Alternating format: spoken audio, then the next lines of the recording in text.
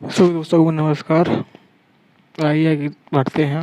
उत्तर प्रदेश की यूनिवर्सिटी किताबों का सारांश, विषय पृथ्वी और हमारा जीवन, क्लास 7, अध्याय 5, 6, 7 तरफ। ये हमारा भाग 3 है।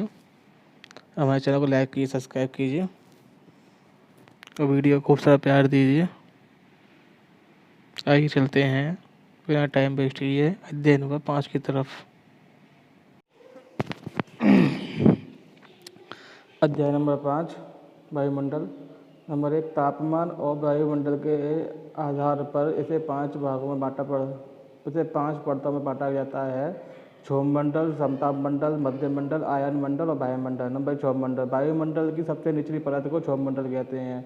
यह परत धरातल से 15 किलोमीटर की ऊंचाई तक पाई जाती है। धरातल से इसकी ऊंचाई ध्रुव पर 8 किलोमीटर और विषुवत रेखा पर लगभग 12 किलोमीटर तक है। यह वायुमंडल का सबसे घना भाग है। इस परत में धरातल से ऊपर जाने की प्रति 1 किलोमीटर की ऊंचाई पर 6.5 डिग्री सेल्सियस की तरह से तापमान में कमी आ जाती है और इसलिए इसे परिवर्तन मंडल भी कहते हैं। नंबर 2, समताप मंडल। समताप मंडल में ओजोन परत पाई जाती है जो सूर्य से आने वाली हानिकारक परावैंगनिक किरणों से हमारी रक्षा करती है। नंबर 4, सूर्य सभी दिशाओं में प्रकाश और ऊष्मा का किरण फैलाना करता है। इसे सौर विकिरण कहते हैं। पृथ्वी को प्राप्त होने वाली सौर विकिरण को सूर्यताप कहते हैं। नंबर 5, वायु में गर्माहट, ऊष्मा या ठंडेपन की मात्रा को तापमान कहते हैं। तापमान मापने की इकाई डिग्री सेल्सियस है। इसे तापमापी थर्मोमीटर द्वारा मापते हैं।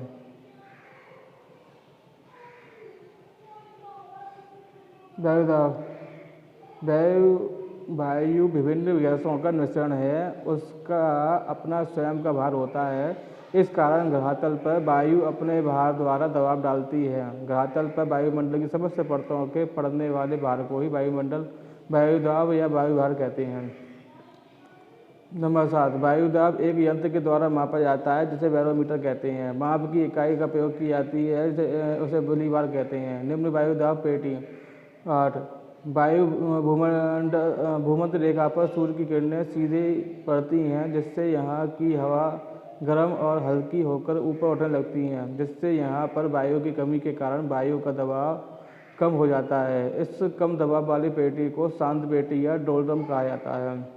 ध्रुवों के ऊपर उच्च वायुदाब पाया जाता है। नंबर 10 है, वायुमंडल में उपस्थित जलवाष्प को आर्द्रता कहते हैं। नंबर 11, जल का वाष्प में बदलना ही वाष्पीकरण कहलाता है। नंबर 12, जब ताप घटने पर यह जल वाष्प जल में परिवर्तित हो जाती है तो उसे संघनन कहते हैं। संघनन द्वारा ही ओस, पाला, कोहरा, बादल और तरह वर्षा होती है। वायुमंडल की आर्द्रता मापने वाले यंत्र को आर्द्रता मापी यंत्र कहते हैं। चक्रवात उन चक्करदार पवनों को कहते हैं जिनके मध्य में निम्न वायुदाब एवं किनारों की ओर उच्च वायुदाब होता है। नंबर 15 है, प्रति चक्रवात में वायु की दिशा चक्रवात के विपरीत होती है। इसमें केंद्र में उच्च वायुदाब रहता है, बाहर की वायुदाब कम से कम हो जाता है। इसमें पवन की गति धीमी पड़ जाती है। अध्याय नंबर 6, नंबर 1, गर्म वायु वाले क्षेत्र में निम्न दाब तथा ठंडे वायु वाले क्षेत्र में उच्च दाब पाया जाता है। नंबर 2, वायु सदैव उच्च वायुदाब क्षेत्र से निम्न वायुदाब क्षेत्र की ओर चलती है। नंबर 3, पवनों की दिशा में परिवर्तन लाने वाले इस बल को विक्षेप बल या कोरियालिस बल कहा जाता है। नंबर 4, वायु के अपने मार्ग से विचलित होने की प्रक्रिया को विक्षेपण कहते हैं।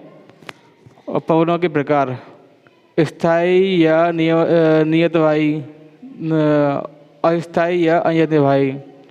स्थायी में है व्यापारिक, पछुआ, ध्रुवीय। अस्थायी या अनियतवायी में मानसूनी, स्थानीय, समीर। मानसूनी ग्रीष्मकालीन, शीतकालीन। समीर में स्थल जल, स्थानीय चिनूक, सिरोको, बोरा, लू। स्थानीय भवन है, भारत की स्थानीय भवन का उदाहरण लू है। चिनूक है अमेरिका में। नंबर 2, सिरोको है इटली में। हरमट्टान सारा मरुस्थल। बोरा एड्रियाटिक सागर में। नंबर 5, मिस्ट्रेल स्पेन एवं फ्रांस में। नंबर 6 ब्लिज़ार्ड कनाडा एवं साइबेरिया क्षेत्र में। चक्रवात चीन में सागर में चक्रवात टाइफून कहते हैं। नंबर 2 मैक्सिको की खाड़ी में आने वाला टॉर्नेडो कहते हैं। नंबर 3 उत्तरी अमेरिका में हरिकेन, बंगाल की खाड़ी में चक्रवात। अध्याय नंबर 7 सूर्य तथा चंद्रमा की आकर्षण शक्तियों के कारण सागरीय जल के ऊपर उठकर आगे बढ़ने को ज्वार, सागरीय जल के नीचे गिर के सागर की ओर पीछे लौटने को भाटा कहते हैं। परिक्रमा करते हुए जब सूर्य, पृथ्वी और चंद्रमा तीनों एक सीध में आ जाते हैं तो सूर्य और चंद्रमा की सम्मिलित आकर्षण शक्ति का प्रभाव पृथ्वी पर पड़ता है, अतः उस समय सबसे अधिक ऊंचे ज्वार आते हैं, जिन्हें दीर्घ ज्वार या बृहद ज्वार कहते हैं। यह स्थिति महीनों में 2 बार पूर्णमासी तथा अमावस्या को होती है। इसके विपरीत जब सूर्य, पृथ्वी, चंद्रमा मिलकर समकोण बनाते हैं तो सूर्य और चंद्रमा के आकर्षण बल एक दूसरे के विपरीत कार्य करते हैं, जिसके कारण निम्न या लघु ज्वार कहा आता है। यह स्थिति प्रत्येक माह के कृष्ण पक्ष एवं शुक्ल पक्ष की सप्तमी अष्टमी को होती है। भारत के कुछ बंदरगाह पतन को जो तो ज्वार भाटा पर ही निर्भर हैं। गुजरात का कांडा तथा पश्चिम बंगाल का कोलकाता ऐसे ही बंदरगाह हैं। इन्हें ज्वार नदोत्पतन पतन कहा जाता है। तापमान के आधार पर सागरीय धाराएं 2 प्रकार की होती हैं, गर्म धारा, ठंडी धाराएं। जो जल धाराएं भूमध्य रेखा गर्म क्षेत्र से ध्रुवों ठंडे क्षेत्र की ओर बहती हैं उनका जल गर्म होता है, अतः उन्हें गर्म जल धारा कहते हैं। इसी प्रकार ऐसी जल धाराएं जो ध्रुवों ठंडे क्षेत्र की ओर से भूमध्य रेखा गर्म क्षेत्र की ओर बहती हैं उनके जल का तापमान कम होता है, अतः उन्हें ठंडी जल धारा कहते हैं। नंबर 6 गल्फ स्ट्रीम जल धारा। यह अटलांटिक महासागर की एक प्रमुख गर्म जल धारा है। गल्फ स्ट्रीम की धारा उत्तरी अमेरिका महाद्वीप के मैक्सिको की खाड़ी से उत्पन्न होकर उत्तर की ओर प्रवाहित होती है। लेब्राडोर की धारा। यह एक ठंडी जल धारा है। यह आर्कटिक सागर से प्रारंभ होकर न्यूफाउंडलैंड के पास गल्फ स्ट्रीम जल धारा से मिलती है। नंबर 8 क्यूरोसियो जलधारा। इसे कैलिफोर्निया की जलधारा के नाम से जाना जाता है। यह एक गर्म जलधारा है। महासागर में औसत खारापन 35 भाग प्रति 1000 होता है।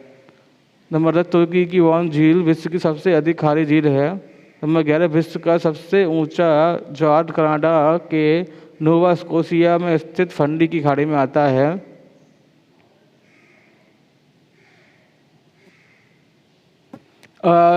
10वां है ये वॉन झील। इसका ये डार्ट फॉल है सबसे इसका अभी पता नहीं है, इसे भी लिखना।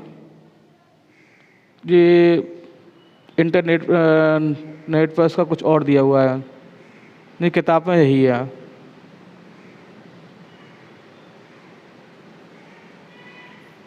आज के लिए इतना ही, धन्यवाद।